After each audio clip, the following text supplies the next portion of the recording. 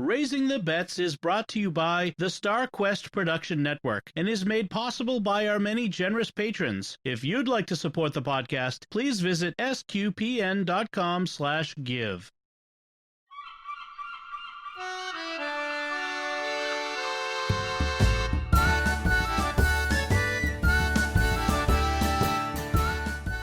You're listening to Raising the Bets, a family podcast of pirates and penguins. We're a Catholic couple raising 5 kids outside of Boston, and join us as we share the joys and challenges of marriage, homeschool, and our adventures near and far as we make sense of the world and experience the best parts of our culture. I'm Don Bettinelli. And I'm Melanie Bettinelli. So another week here in Lake Holbrook Begon. I feel like sometimes that's what this podcast is like, Garrison Keillor, Lake Wobegon. This is what's going on. Like COVID be gone? COVID. Garrison Keillor, come back. You need to do Lake COVID be gone. Actually, I think he's been canceled, but that's a whole nother thing. Yeah, let's not get into that. That nonsense. All right. So let's talk about what we've been doing. And so this past Saturday was another... Yesterday? Well, as people are listening to this, it's at least Tuesday, perhaps even Wednesday or Thursday. For us, it's yesterday. Okay, I know we've been over this. You confuse me. We record on Sunday nights. I edit it on Monday. We release it on Tuesday because I'm doing a whole lot. I'm recording 2 shows and editing Secrets of Star Wars, which we got to get out because people need to listen to the latest episode on the Mandalorian. Right. Well, yeah. So we get kind of our show kind of gets shoved in there in the middle of all that. In any case, Let's talk about our day on Saturday. So we mentioned that in November we were supposed to have a camping trip where Bella and Sophie and Ben and Anthony were all supposed to go. It's a scout camping trip. The girls' troop, and then Ben's troop, and Anthony was going to go. Anthony's a Weebla, but he was going to go along as like sibling. Tag-alongs, which they allow. Our troop is really friendly to sibling tag-alongs. Oh, yeah. I think a lot of scout troops are. Yeah. Yeah, which is good. But scouting is a family thing. Yeah. It's not just about the scouts as unique, as rugged individuals. No. They really, I think they recognize, if scouts have siblings, that means more scouts, which they need. Right. B, they need volunteers, and getting more of the kids involved means more of the parents are involved. Mm-hmm. And C, all the above. But you always got to have A, B, and C. You can't just have A and B. Yes, you can. You always have to have 3 things. No, you don't. Yes. First, no, I'm just kidding.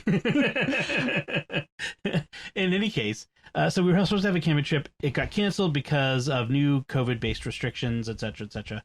But we can have day things as long as we keep the groups separate, which... Right. They were also supposed to have a Klondike Derby. Right, which we've talked about in the show before, which is usually like in January sometime.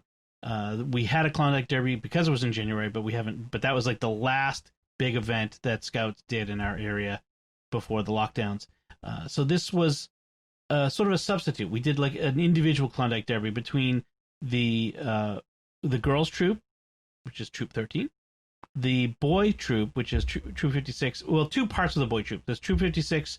The regular, and then the new scouts, the new Weeblos who just crossed over. So Adam's patrol of scouts that he's been shepherding, that includes his son. Adam's Uber Scout. Mm-hmm. He is like Mr. I throw in a backpack, I hike up into the woods, I kill a bear, and eat it raw. Yeah. No, but he's super, like he was planning a Mount Everest trip a year ago. Wow. Which I think was canceled because of COVID or maybe other stuff. But yeah, so he's Uber outdoors guy. And so we had our Klondike Derby. So it was... Which is usually, it's usually a whole council? Yeah, it's event? Hundreds of kids. It's usually hundreds of kids, a dozen troops. They all have a sled that they build or the parents build or that they've inherited, that they've been in the troop for years or whatever. But it's a sort of looks like a dog sled. The kids pull it around all day.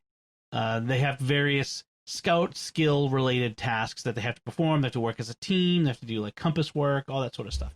So we had a scaled down version of that between these small groups with just a handful of kids and the parents. And so I was the parent leader for the girls troop, one of the 2 parent leaders. And so there was a orienteering, so they had to take a compass bearings. It was a sort of a compass bearing exercise, and they got a code, and they had to go from point A to B following a bearing. Then they had to follow the next bearing, then the next bearing, the next bearing, till they got to the end, and then they had to we do it right. So that they did that really well. There was a giant slingshot.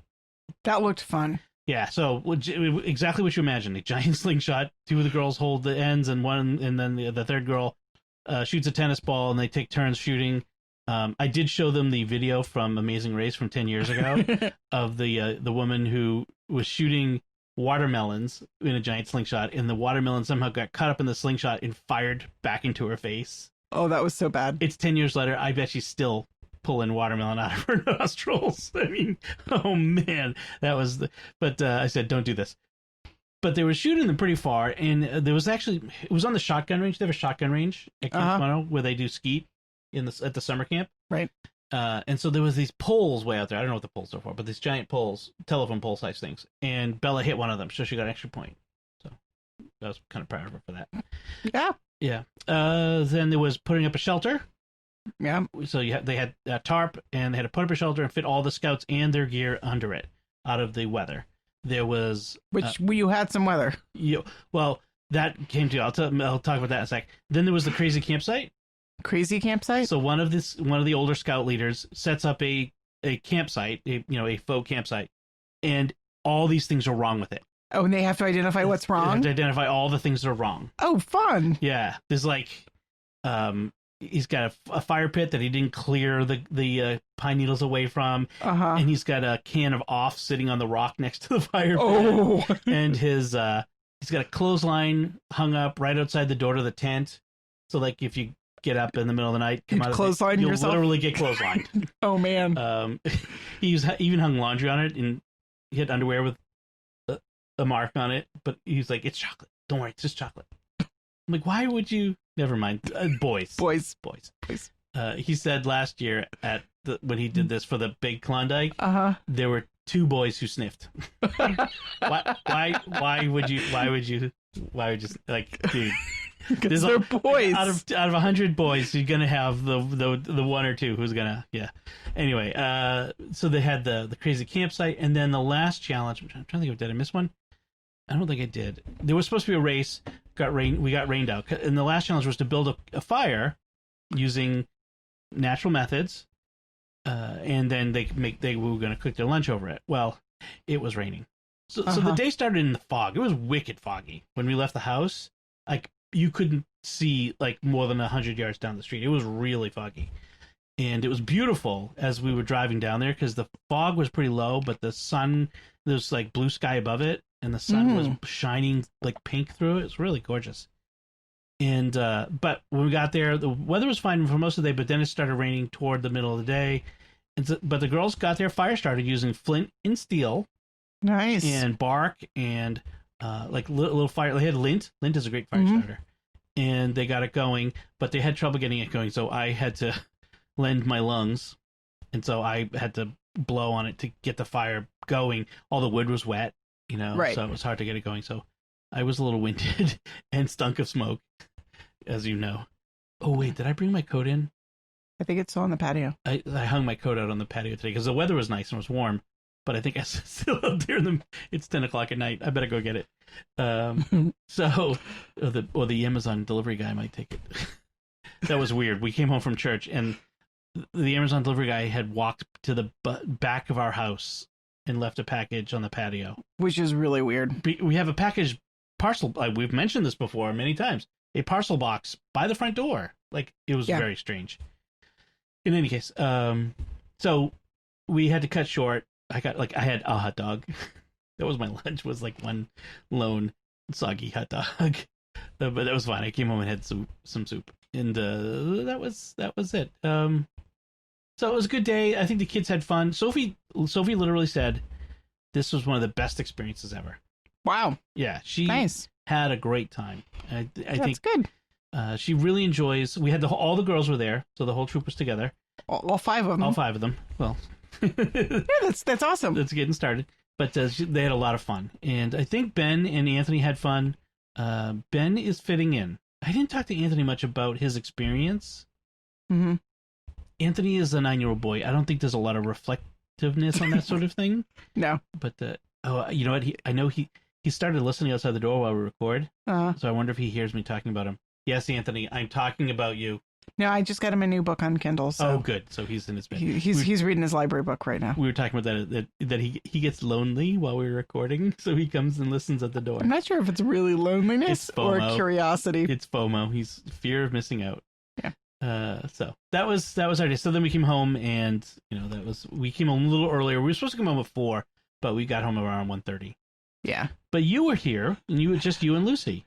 It was a very quiet day, just me and Lou, and I'm not sure I'm trying to remember if she's ever been home like for that long a period of time. As the youngest of 5 kids, with none of the other all kids. homeschooled.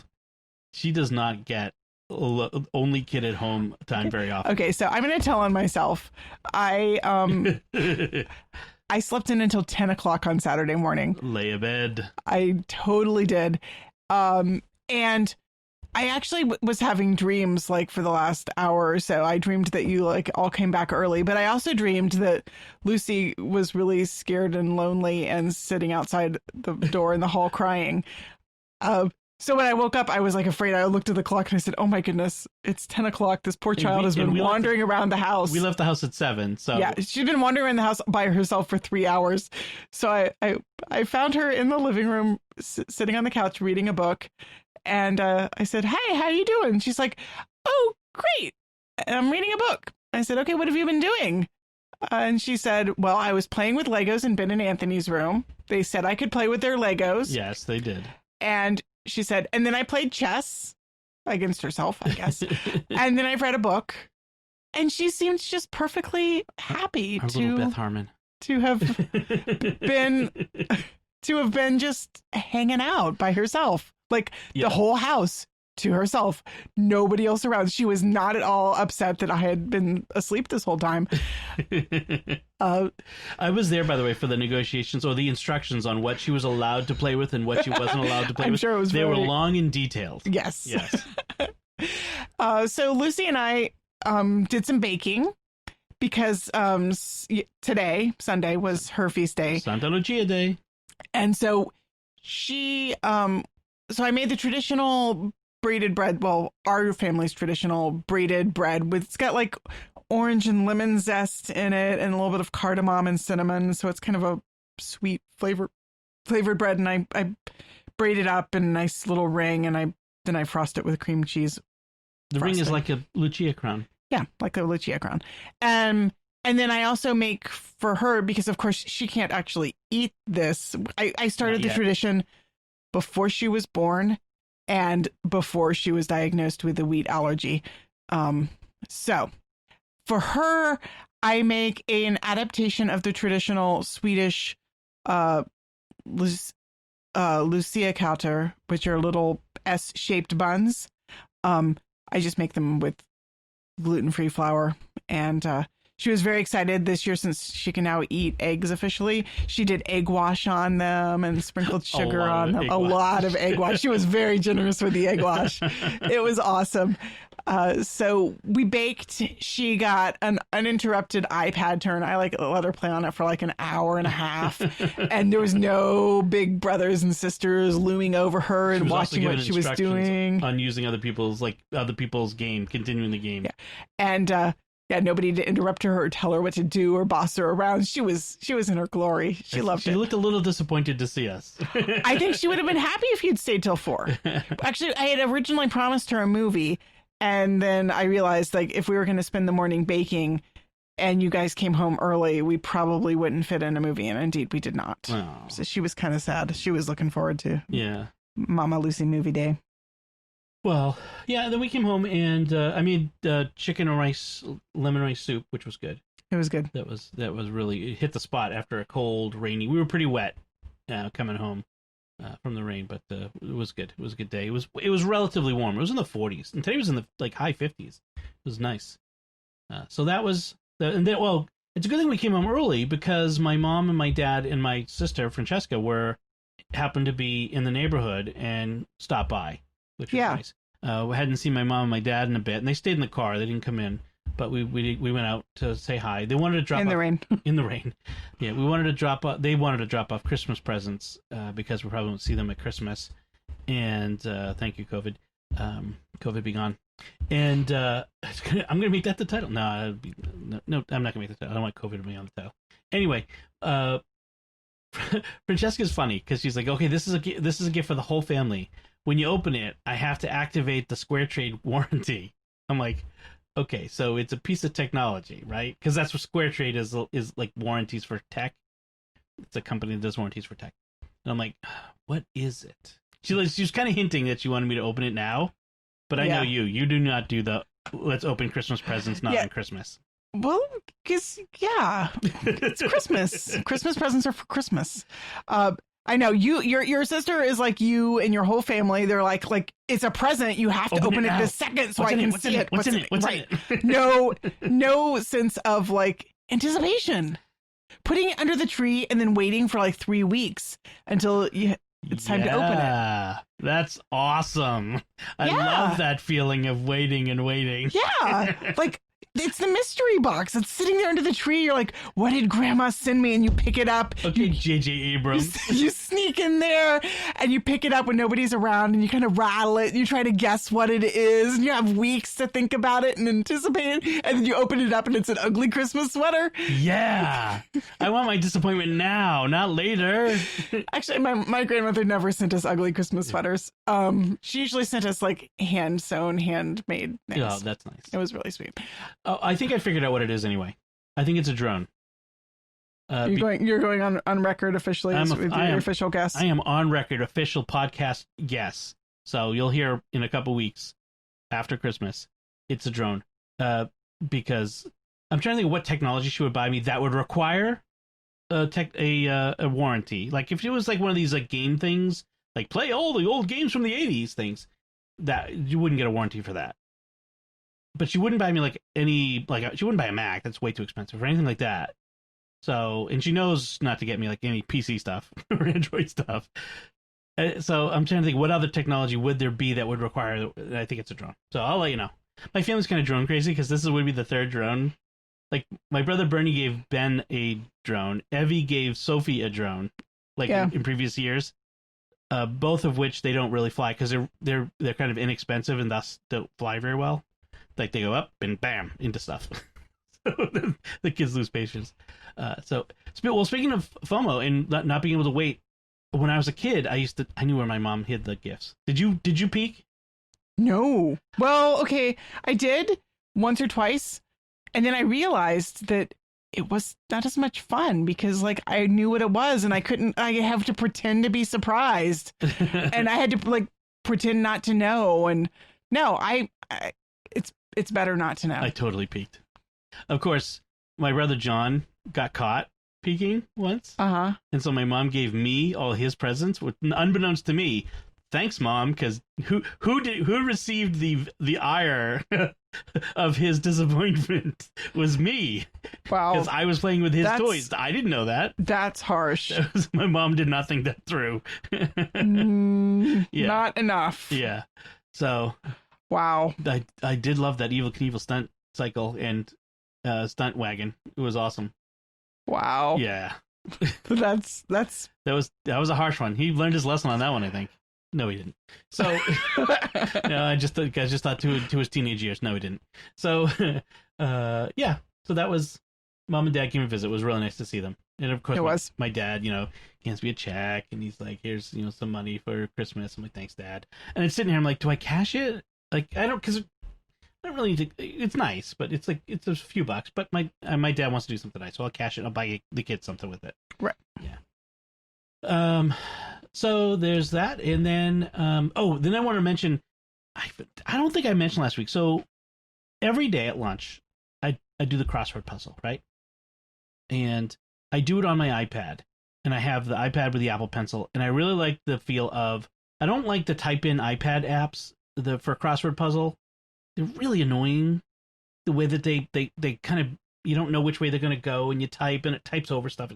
I like writing it, but I like doing it on the iPad because it's easy to erase and redo, and I just really like that much better. So geeky. I'm very geeky. And it's the one in the Boston Globe, and I print it out and put it in a different app, and then I write on it with the Apple Pencil. He has this whole very elaborate high-tech ritual for doing the crossword puzzle. I have a link on my website that shows how to do it if you're interested in doing it. And meanwhile, if I want to do it, he prints one out on paper for me, and I vastly prefer it that way. So we're happy. Hey, it works. And this way, we can both do the crossword puzzle and not have to fight over it. I think it works great. When we were first married, we used to do the crossword puzzle at dinner time, the two of us, right at the dinner table, because it was just the two of us. And I really enjoyed that part of it. And I like doing the crossword puzzle. It keeps my brain active and that sort of thing. So I lost my Apple Pencil. It's the new one. So it magnetically attaches to the top of the iPad. And it was my mistake. Okay. I left the iPad. I came back for it. I was in the middle of doing 3 different things. I put the iPad down in 3 different places in the kitchen. When I finally got the iPad, I put it in the office, and I'm like, where's my Apple Pencil? And so I went back to look at all the places where it was. And it's like, it's not on that box. I put it on a box full of coffee pots. It wasn't in the box with the coffee pots. It wasn't on the floor. It wasn't on the table. It hadn't rolled off the table. It wasn't in the corners of the thing. Under the cabinets. I looked everywhere. Every place I could imagine it would be. Mm-hmm. I pulled it apart. Like, you can testify. You were pretty thorough. Right. I was pretty much willing to give it up as lost, and then say, hopefully we'll find it again, and what if we do, we'll be fine. But I'm not going to go out and buy another Apple Pencil just because I lost it. Until we realized Bella uses my iPad and the Apple Pencil to do her math in Khan Academy, and she really has a hard time with trying to do it without a pencil. Right, typing it. She can't do it typing it, and you can't really do Khan Academy without, it's an app. You have to do it in an app. So I went to the Apple Store. Went through the rigmarole of the getting, the temperature check and the whole thing, and just getting the new pencil and coming back. And they're not cheap, I know. But, that's my stupidity. I had to pay the price. Then I came home, we were good. And what was it, like a day or two later? It was like maybe at least 2 or 3 days later. Yeah. I'm sitting at the table, turn around and look, and there's you kind of picture how our table, or dining table, is like. You turn around and you're looking into the kitchen. It's a galley style kitchen, and the toaster oven is right there on the counter, right in front, right next to the table. I look over, and on the top of the toaster oven we have a couple of pans, and I look at the pan. I'm like, what's on the pan? What's that white thing on the pan? Somehow I had put the iPad down on the toaster oven. No, I think what happened is Anthony was making English muffin pizzas on the little bar pan that slides into the toaster oven, because the bar pan still had the foil on it from his English muffin pizza. So we put the pan on the table, and the Apple Pencil's magnetic, so it magnetized itself to the pan. But I'm pretty sure that the pan had not been used since the pencil got attached to it, because it still had the foil on it. But did it go through I've got it here. No. It's all scratched up, but it didn't go through the oven. It couldn't have. But how did it get on the pan? When he took it out of the oven? Yeah, he took it out of the oven and put it on a trivet on the table. Okay, so it still would have been warm, but it didn't go through the oven. Okay. Yeah. Oh, okay. So it's all scratched up and stuff, and the tip is messed up somehow. I don't know what happened to it, but it's kind of sticking out. So now I have a backup pencil. I mean, it works, but just like, of all the things, so I got to be better about paying attention to my stuff. Anyway, so that's my Apple Pencil. Things sticking to things with magnets seems like a great idea until it doesn't. Right. Well, that's how it charges. Like, it's certainly a better way to charge it than the old way, which is sticking out like a tail out of the lightning port. Yeah, that's a recipe for disaster right there. But so the case I've got the iPad in actually has a flap that comes around when it's closed. I just got to remember to do that. I can't just leave my stuff around. That's the other thing. Don't leave my stuff around. I gotta pick my stuff up. Anyway, I tell the kids. Let's move on. Yes. is my tale of woe and stupidity. Carelessness, not stupidity, carelessness. Let's talk about what we're eating. You mentioned the St. Lucia bread and buns, Yes. which were good, and we're still working through those. They're hearty. It's like the bread is kind of hearty. Wait, I thought we were talking about what we're reading or eating? Eating. Oh, I thought you said reading. I was expecting you to talk about books, and now you're talking about bread. I'm really confused here. So it's always what we've done, what we're eating, and then what we're reading or watching. I really swear you said eating.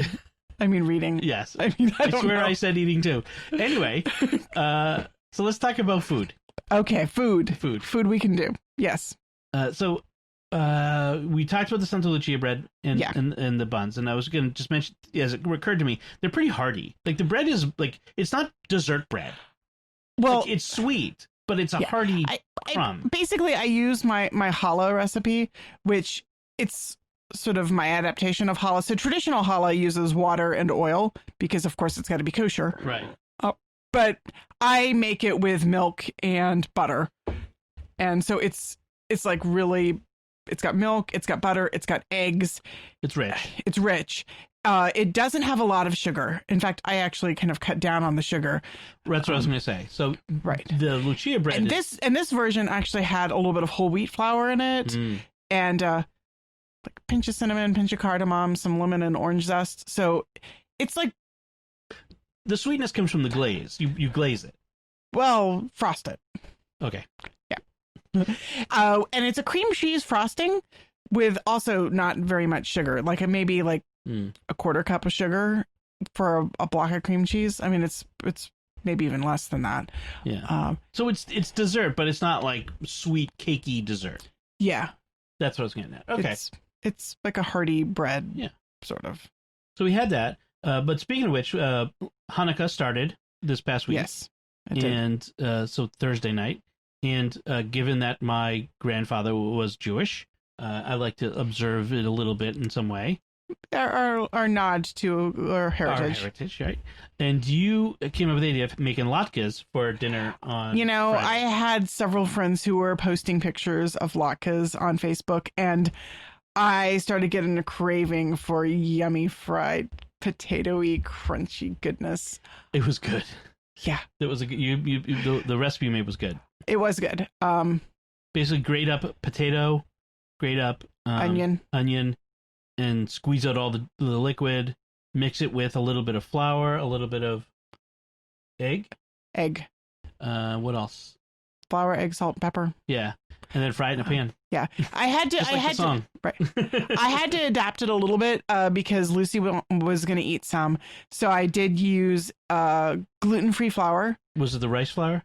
I used some white rice flour and some potato starch. Okay, potato starch, great idea. Yeah, because of potatoes. Yeah, I think it was potato starch. Pretty sure. Yeah. We do have sour cream. We could have used the sour cream. I know. I meant to get it out and then I forgot. I also had Bella make some applesauce to go with it. Yep. No. And we knew that potato pancakes and applesauce was not going to be enough for some people. I'm not pointing any fingers, but I'm pointing some fingers. Yes. No, knowing myself, if I just had carbs for dinner, I would not be happy. Yeah. So we had a bag of frozen shrimp in the freezer, so I got it out, defrosted it, which made me laugh because we're like having our sort of semi-Hanukkah celebration with something shellfish. That's totally not kosher. Totally. Hey, I'm half. You might say my mom is half Jewish, so therefore you're not really half Jewish, but It was a half Jewish, half goy dinner.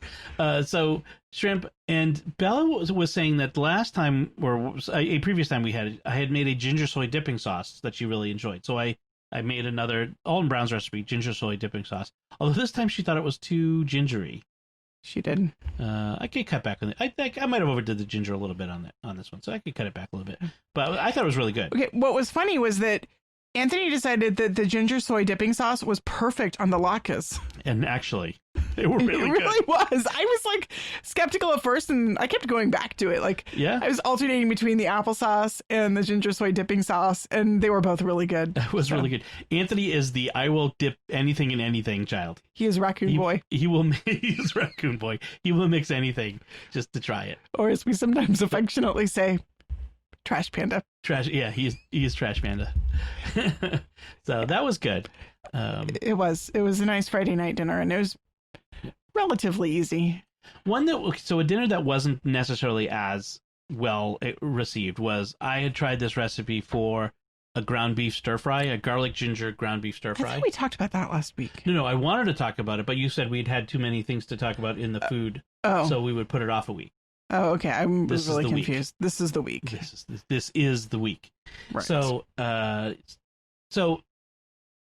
it's ground beef, mushrooms, and then whatever vegetables you want. I use carrots and green pepper, red pepper, not green pepper, red pepper, bok choy.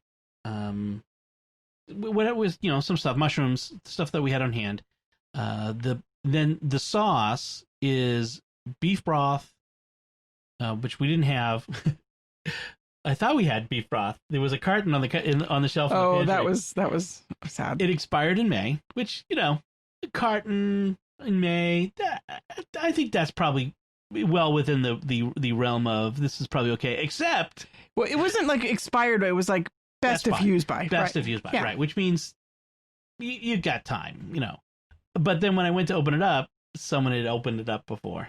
It was opened, like it had been opened, used, and put on the shelf instead of in the fridge. Oh no! So I'm like, oh, this is no. This That's is bad. If I use this later on, the police will be saying this is the disease vector for this family. This is the poisoning vector for this family. Yeah, that would have been bad. So I ended up using chicken bouillon. I mixed up some hot water. I had move quick. We didn't have any stock in the fridge, so quick, and then some tapioca starch, soy sauce.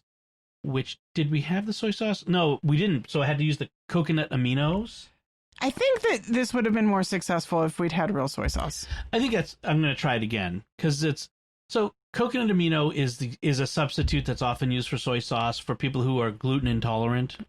Like soy intolerant. Right. That's right. Because I think your sister left it here. My sister left it here because she can't have soy anymore. Right. So, so I use that. Soy sauce often is made with wheat, unless you get the Kikkoman gluten-free, which our supermarket doesn't carry, so we have to special order it from Amazon. Really annoying. So we were out at the time. And so, because the coconut aminos are okay, but it's kind of bland. Yeah. It also has honey, sesame oil, ginger, and garlic. I kind of liked it. It was good. There's way too much liquid in it. Like, I would have cut the broth by half. Yeah, it calls for 2 cups of broth for 2 pounds of beef. That was way too much. I would have done 1 cup of broth at most. Like, I don't really like really wet, liquidy stir-fry dishes. That tapioca starch, I'd have to cut back on the tapioca starch too, because all that starch thickens it, and so it becomes more like a mugu gai pan recipe. Which is, I'm not a huge fan of mugu gai pan, so I think it would be better with a little less. I actually like mugu gai pan, but okay. It might be. I don't really like the thick white sauces in Chinese, but anyway, but I think really it comes down to most of our kids don't really love ground beef dishes. They like tacos, they like stroganoff, but that's pretty much where their ground beef. I've tried Korean beef bowl. I've tried ground beef stir fry. Actually, they'll do chili. Well, Ben and Bella won't eat chili. Yeah. But the others will eat chili. They'll eat chili, but generally, like Asian ground beef dishes, they're just not really a big hit. Drives me crazy because there's a number of good recipes in there, but I can't have it because they won't eat it. Anyway, so that's what we've been cooking. Some successes, some not so successes. All right, now we can talk about what we're reading. Reading. Okay. Is it better if I trill it? Sure. Yeah. So what have you read? What have I read? What haven't you read? So, okay, in the last week, I have been mostly reading Patrick O'Brian.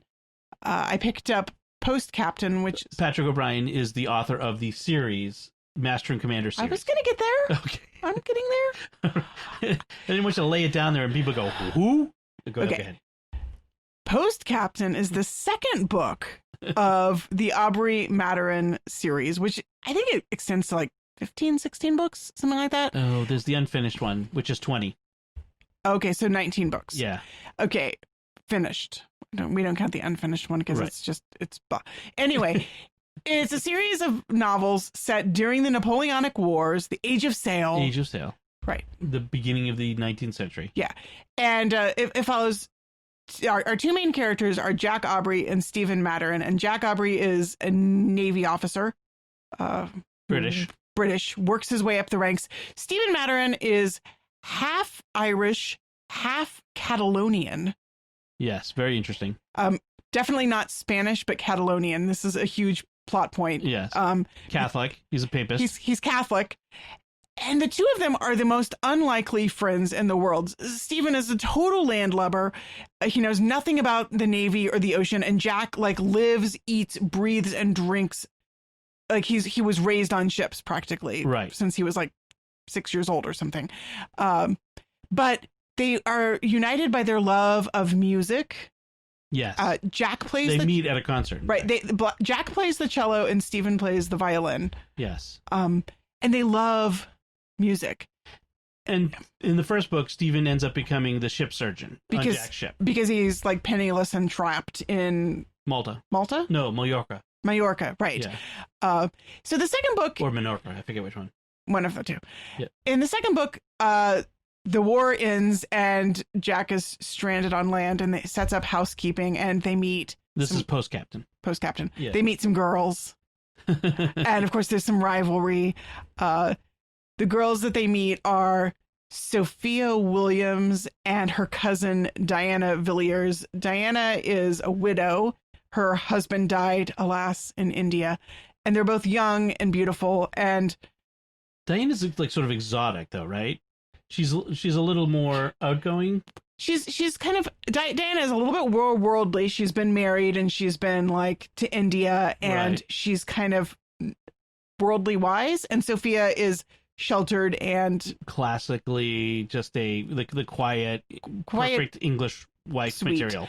Both men kind of are head over heels over both girls, and it takes a while to sort out this love quadrangle. Yes. And then there's sort of back and forth, are we going to go to sea? Are we not? There's a delightful passage where in order to escape their creditors, they end up going to Spain, to Stephen's castle in Mallorca.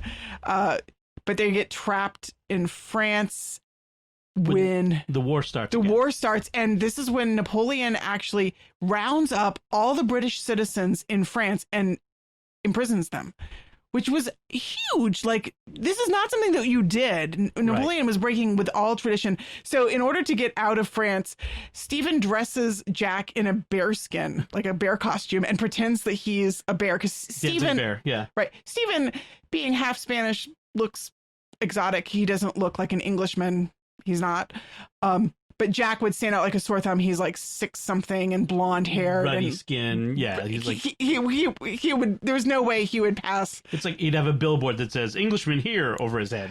Right, and his ability, his attempts to speak Spanish are or French are just impossible. Yes. Whereas Stephen, of course, is fluent in both. He's a polymath. Stephen is a cosmopolitan man who has hidden talents. Right. It turns out that he's actually spying for the British government because he's a Catalonian separatist who wants to help Catalonia win independence from Spain, which would benefit England. Right. Ironically, though, he wouldn't mind really Ireland being independent from Britain. So he's got conflicted loyalties as far as yes. Britain is concerned. Right. In as much as I'm a Catalonian, I'm pro-British, but in as much as I'm an Irishman, I'm anti-British. And in as much as I'm a papist, I'm really not for British at all. So much pro-British as he is pro-Catalonia and will accept help from the Brits. Right. Anyway, but Jack knows nothing of Stephen's spying. So Stephen is a naturalist. He loves birds and animals of all sorts, and he's a physician, and you don't get enough of this stuff in the movie, right? The movie with Russell Crowe and right. They'll be having a conversation, and then suddenly Stephen's off on looking at a bird, which kind of reminds me of Isabella, actually. Yes. Anyway, it's a fun series. I think I first read it like about the time we were married. Yeah. So it's been a good 15 years. I think it's time for me to reread the books too. Yeah. I just kind of, I don't know why I started on the second book. I think the first one kind of is a little bit drags it slow. I don't know. If Patrick O'Brien, if he has a vice that is also, or a flaw that is also a virtue, it is his description of everything to the last detail. If you want to know, like, everything he describes of how the ship sails is accurate, and we all know this because he describes every single thing in excruciating detail. But I kind of wish I knew everything he was. I know about a lot of it, but I wish I knew everything he was talking about so I could picture it. And there are some reference books that I picked up that help with that. But yeah, but it's, even if you don't, you just skim that stuff. I skim it. Yeah, it's still shamelessly rip-roaring good adventure stories. They're really fun. Not for little younger kids. Yeah, some of the exploits are not G-rated. Some of the sailors. Right. In Sailor and Port. You get my drift. There's some of that. But they're really fun. There's a great sense of humor about them. Killick. And just like the ups and downs, the ins and outs. Jack has a servant. He's the captain's servant, steward. His name is Killick. Preserved Killick. And he's just so great. He's awesome. He's not actually in much of Post Captain. He's disappeared through most of the novel. Yeah, because they're not at sea. But. Right. All right. So that is what I've been reading. Okay. You've also been reading something. With the kids, we've been reading the second and third of the Anna Hibiscus books, which I talked about last week. And I continue to be blown away by this series for kids. Tonight, we read a story about, it's set kind of, she doesn't say it's Nigeria, but it's Nigeria. And she doesn't say it's Lagos, but it's Lagos. Right. But so they're talking about the months leading up to Christmas, like it's set about right now. They have a dry season where the winds blow off the Sahara, bringing clouds of dust and dryness. And Anna Hibiscus is young enough that she doesn't really remember last year. And so she's like wondering what the heck is going on with this brown, dry, grittiness all over the garden. And her family are obviously pretty wealthy, well off. They live in a big compound. And so they start conserving water in order to be able to water their garden, which is the most beautiful garden in all of Africa, of course, according to Anna Hibiscus. And then Anna goes to talk to the girls who sell food outside the gate, and they're mad at her and they won't talk to her, and she doesn't understand why. And they say, yeah, you're using your water to water your garden, and their city is out of water for poor people, and our younger siblings and our old grandparents are probably going to die. And Anna is stunned and heartbroken, and so she goes and talks to her grandmother and grandfather, and then they call a meeting with all the aunties and uncles and cousins, and they all decide that rather than watering their garden, they're going to give water to the children of the city. And they at first the objection is raised, well, there's no way we can give enough water to everyone in the city. But they decide that they're going to do their best and try. And so they stop watering the garden and let it get brown and die. And they have lines of kids every day coming to the door so that they can give them water to take home. Nice. I was like, this is an amazing story. It's all about compassion and giving water to the thirsty. It was really the Beatitudes, right? And I did not expect this when I picked up the book, so I was kind of blown away. And in the other book that we were reading the other night, there's Anna is curious about what's on the other side of the lagoon. Her aunties and her uncles go there, and they won't let her go, and she's very curious. And finally, she's bugs them so much that her wise grandfather says, let her go. She will see. She needs to understand. Otherwise, she's not going to let us have any peace. And the other side of the lagoon is the poor area of town. And so Anna's uncle and auntie take her there. And it's clear that they go there frequently and give charity to people. because they like make a beeline for some people who are in need and, you know, are giving them food and things. But Anna first of all, she loses her flip-flop when she's on the ferry. And so she's wandering through with only one pink flip-flop on. And she's put on her favorite pink dress and her beautiful pink hair ribbons because she's going on an adventure and she wants to look her best.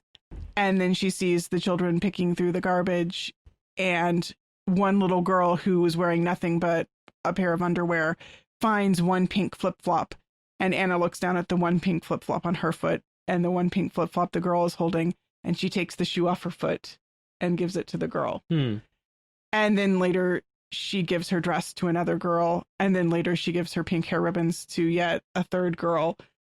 And so she comes home, and her auntie and her uncle, who she's gone with, are a little bit shocked at finding her in only her underpants. And so are the rest of her family. But then she explains what she did with her clothing. And her grandmother just says, "God bless you."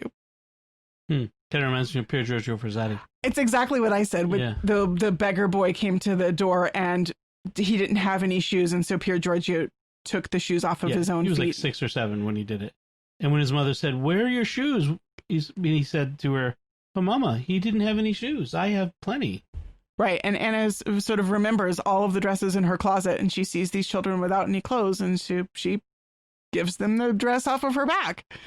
And I was like, really? It was very understated. It wasn't preachy. It was just a little girl who is wealthy in a country that has extreme poverty, seeing the poverty for herself and wanting just spontaneously to do something about it because she can't not. And I think that's a better lesson than a lot of things that are sort of more explicitly lessony. Right. I really like, there's nothing preachy about it. There's just a sort of simple emotion and response. Nice. So I'm still reading Ready Player 2. I'm almost done. Right. According to the Kindle, I have about a half hour left of reading it. I'm at 93%. I know exactly how it's going to end. So last time I was complaining that it was like all exposition and no plot. Well, the plot kicked in right after we finished recording. At about 40% of the way through the book, the plot was there, and it's a quest, and it's about what you expect, and it just, I mean, it got better than it was, but it really feels like it's like it doesn't have the same magic. It's not the same.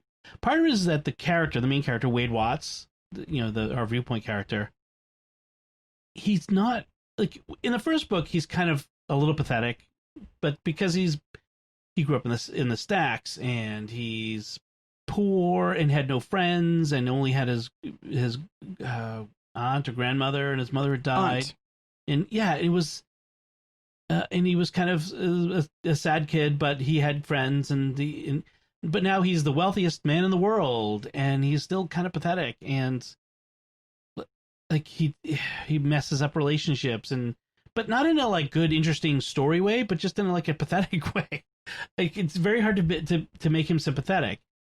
Then they accomplish these quests, and it's all very, well, almost literally Deus Ex Machina.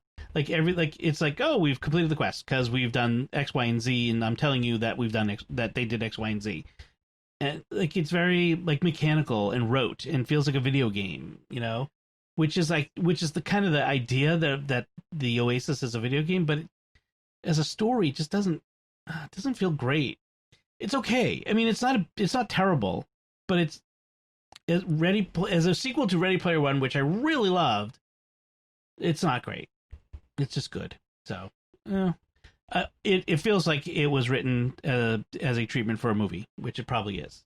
He was probably asked to write this so that they could make a sequel to Ready Player One.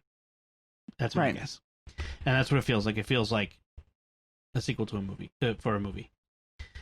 So, yeah, I don't tend to be fond of sequels. Yeah, or at least I'm cagey about sequels. Yeah, I know. I had hopes, but not high hopes, but I had some hopes. So I watched a movie. A new movie came out on Netflix called Ava. It's sort of a international assassin thriller. Okay. filmed and set in Boston. So that was kind of fun. That's what kind of... Jessica Chastain, John Malkovich, Colin Farrell, in full Irish accent Colin Farrell mode. Oh, my. Yes. And it was pretty good. It was a lot more like relationship family stuff than you usually get in like international assassin movies. Huh. She's got history. She's got a past in that she's trying to deal with her family. Gina Davis is in it, who plays her mom, her older mom. Like, it was really weird to see Gina Davis as an old mom. That's a sign that I'm getting old. Right. I remember my parents when I was a kid, like watching movies and going, "Oh, they got so old." It was like, of the actors. Yep, that's me. Yeah, it was pretty good. It was the location shoots were good. They filmed like all of these like places that you went around the world in Massachusetts. So Massachusetts was they had what did I say? Worcester Airport was what's the French? Paris. Something. Bourget Airport in Paris, and they had in Worcester. Yeah, in Worcester. It's funny. They had like British Columbia was Western Mass with all the trees and stuff and the lake and that sort of thing. Saudi Arabia was all in you could tell it was indoor shooting. Actually, it was all studio on a set, soundstage. That's what I'm trying to say. Okay, but they had some cool outdoor stuff. You know, Boston Standing Gravel near the Zakin Bridge. Yeah, near the Boston Garden.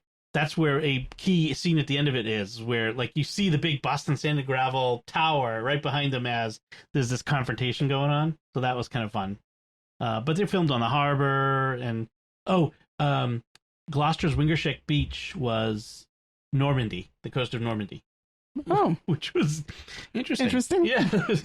I mean, I suppose it could work. You squint a little, but that reminds me of one of my grad school roommates was a tour guide at the House of Seven Gables, and she said that one time they had a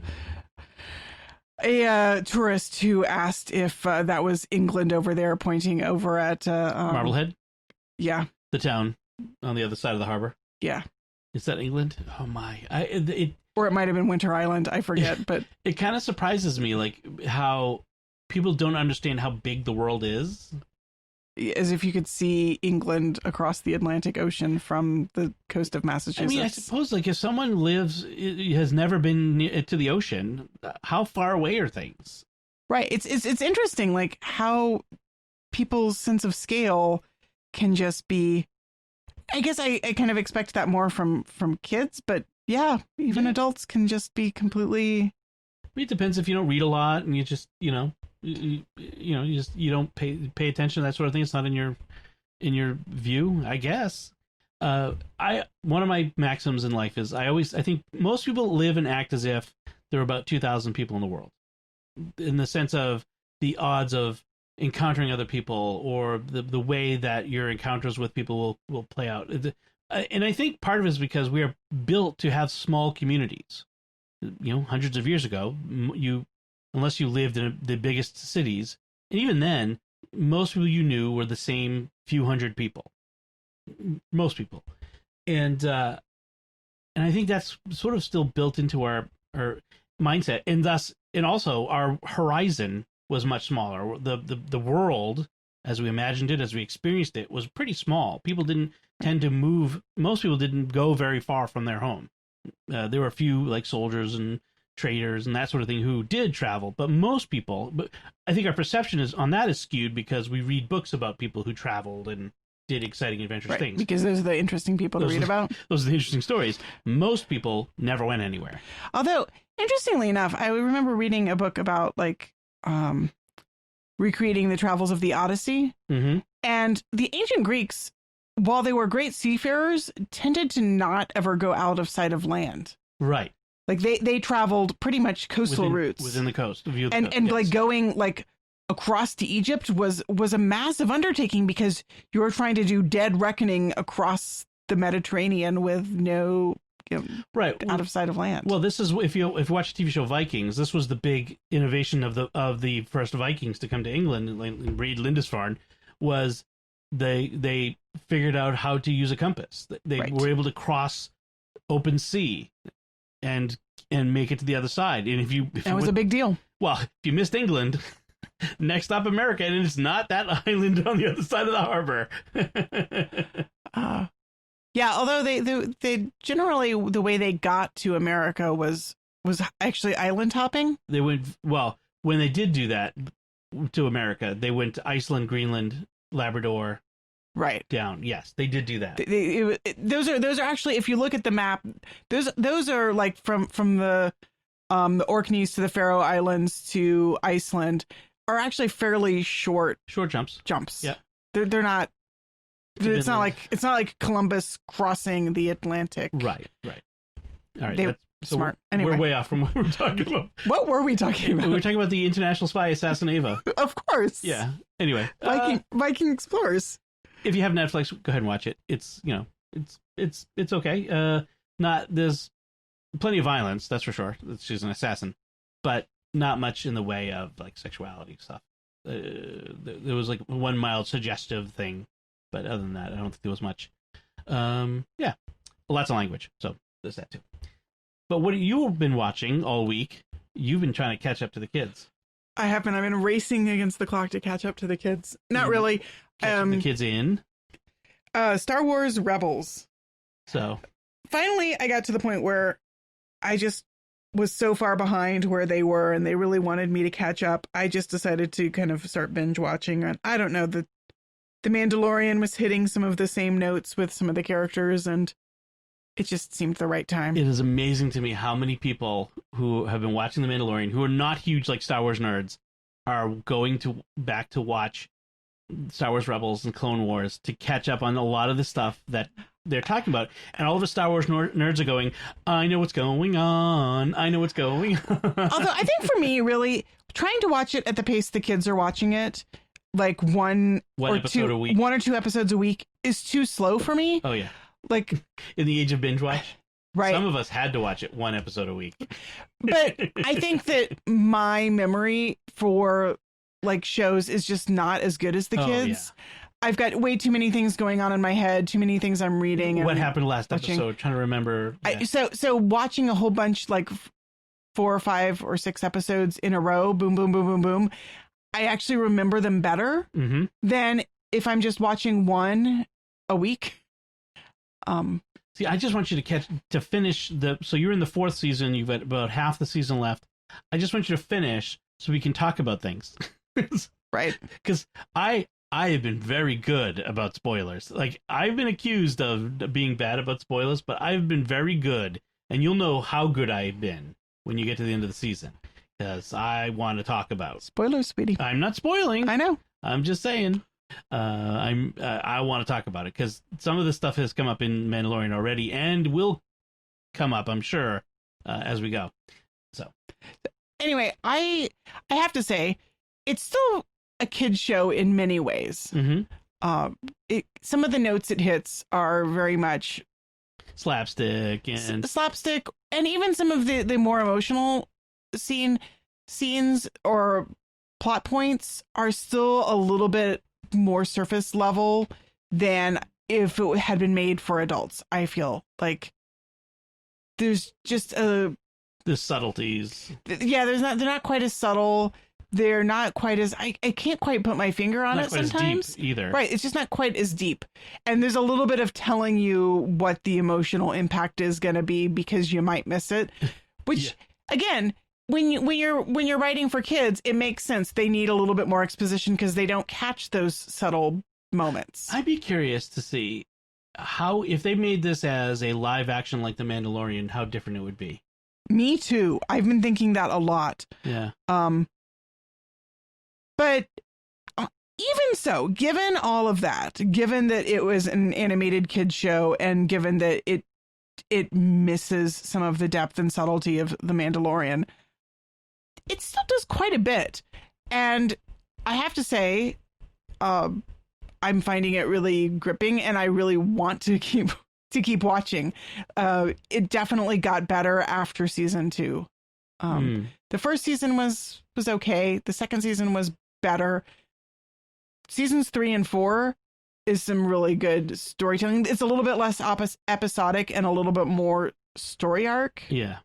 And it's better storytelling. It's a little bit tighter. And Clone Wars is like that. The first couple seasons are okay.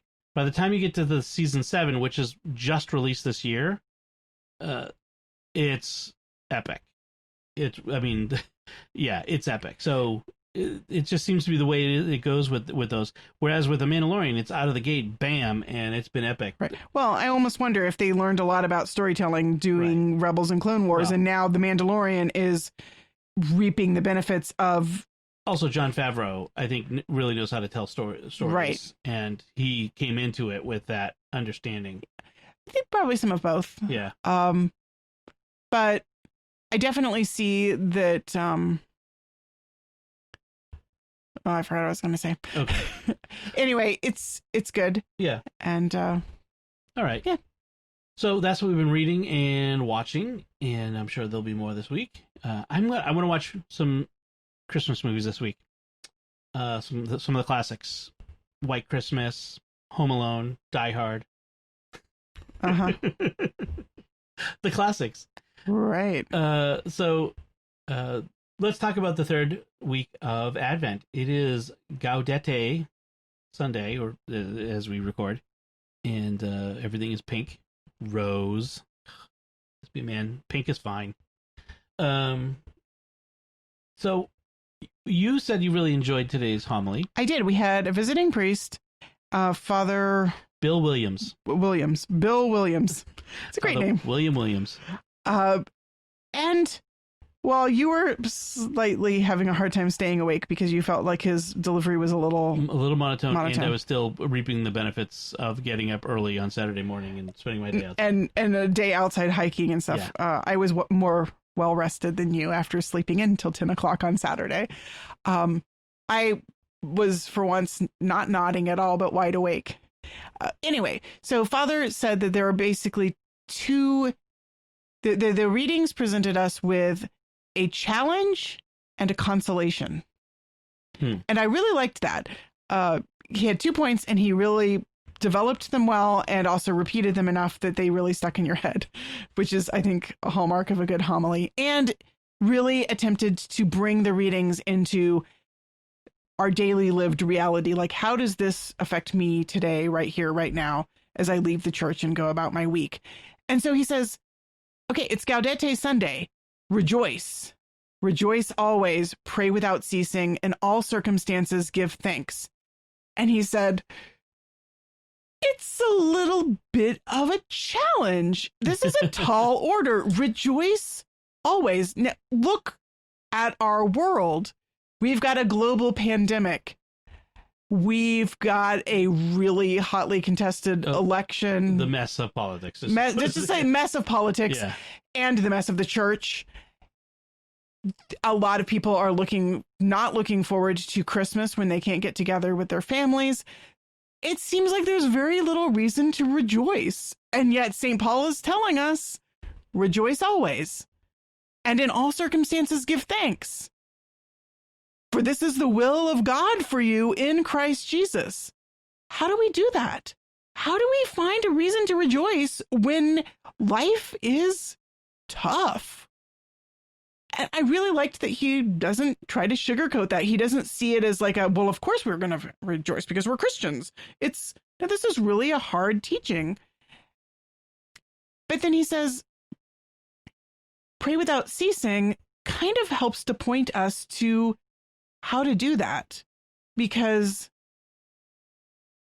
it's finding God, looking for God. And that's not just like praying without ceasing is not saying prayers a lot.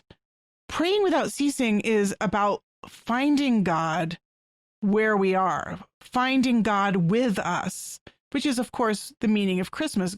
God comes to us where we are, in the mess, in the muck, in the sadness, in the mourning, in the terrible times. And he goes through those with us so that we're not alone. If we pray without ceasing, if we take up that challenge to pray without ceasing and to find Christ, to bring Christ into our daily lives, then we can start to maybe find a reason to rejoice that he is with us there. Not pretending like the hard stuff isn't there, but rejoicing that God chooses in history to come to where we are. I also listened to a homily from Mount St. Mary's. And the priest who said Mass there said, he's, of course, talking to the Benedictine sisters, and he says that in most of the homilies throughout history in monastic orders on the reflections on these readings really focus not on history, Christ being born in Nazareth 2,000 years ago, and not in the second coming, but the reality right now of Christ being born in our hearts. He says we have no control over the past and we have no control over the future, but we do have control over right now here, and bringing Christ to birth in our lives, again, by praying, reflecting, living the liturgy, but also finding ways to connect to God throughout the day. And he says it's hard, even for nuns living in the monastery. He says, as soon as you sit down and you try to pray, your mind is off in a million directions, full of a million thoughts. It's not that it's easy, but that it's the challenge that we need to rise up to. So I thought those two homilies worked really well together in sort of challenging me to think about what it means to pray without ceasing and what it means to find Jesus, not like putting off finding Jesus until Christmas comes, but finding Jesus right now, right today. This is what's great about the church having these seasons. I mean, I've been through more than 50 Advents. Right. Every year, it's and Lent and Easter and Christmas. These seasons, there's always something new. There's always a return. There's always, I mean, the readings are the same every year. But we're different. Or not every year, but you know what I mean. They rotate through the readings. But we change, and the opportunity for the hitting us in a different way changes. So that's awesome. Good. That's I'm glad you remember, you heard that and related so that I could hear it and make it part of me. All right, we should wrap it up there. We do want to take a moment to thank our patrons who make it possible for us to create Raising the Bets, including David R., Tori, Richard S., Andrew S., and Linda K. Their generous donations at sqpn.com/give make it possible for us to continue raising the bets and all the shows at StarQuest. You can join them by visiting sqpn.com/give. So that's it from us. If you have any feedback or commentary on our discussion, you can let us know by commenting at sqpn.com/bets, that's BETTS, or the SQPN Facebook page, facebook.com/StarQuestMedia, or send an email to bets@sqpn.com. And we'll have relevant links to the various books and other things we talked about in our show notes at sqpn.com. Be sure you've subscribed to the show in Apple Podcasts, Google Podcasts, Stitcher, TuneIn, your favorite podcast app, or on YouTube, where you should make sure to hit the bell to get notifications. We're at the SQPN YouTube channel. Until next time, I'm Dom Bettinelli. And I'm Melanie Bettinelli.